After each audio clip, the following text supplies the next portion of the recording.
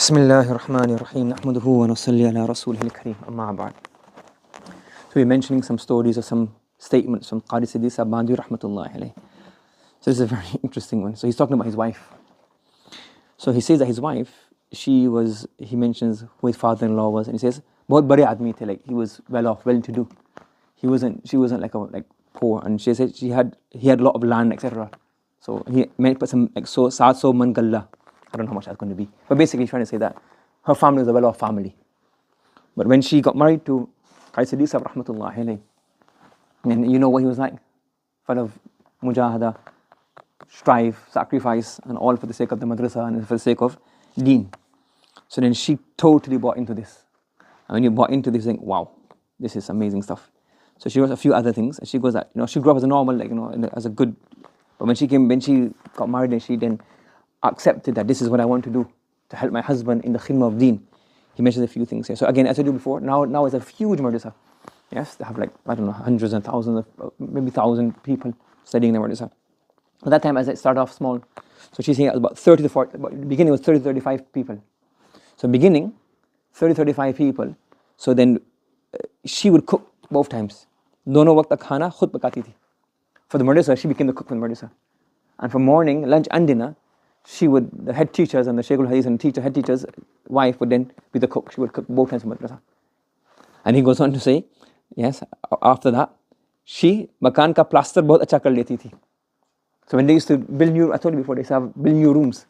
So she learned how to plaster. So for the madrasa, she would then, the boys or whatever build a room, and then she would do the plastering. When they were not there, then they would be studying, she would do the plastering. So this is how she used to do the plastering.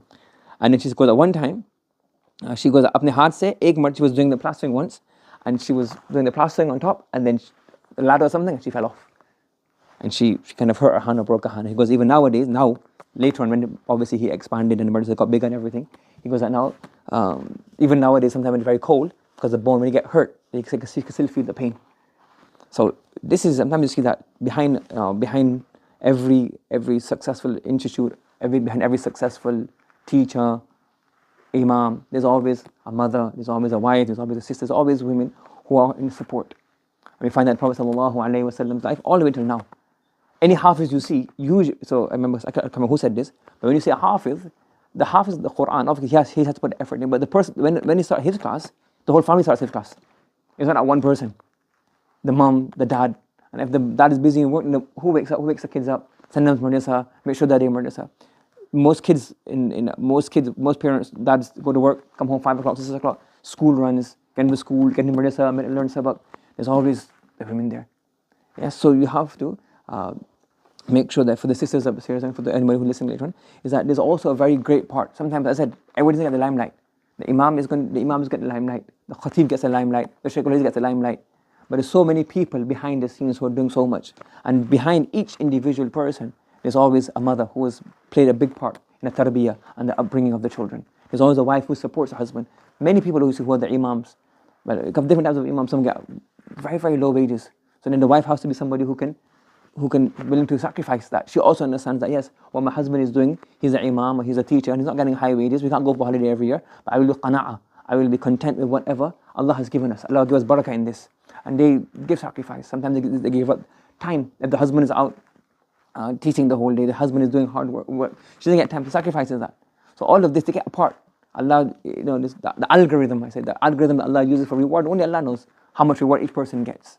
So sacrifice. So number one is, we should be willing, male or female, we should be willing that I will sacrifice for deen. I will sacrifice for this.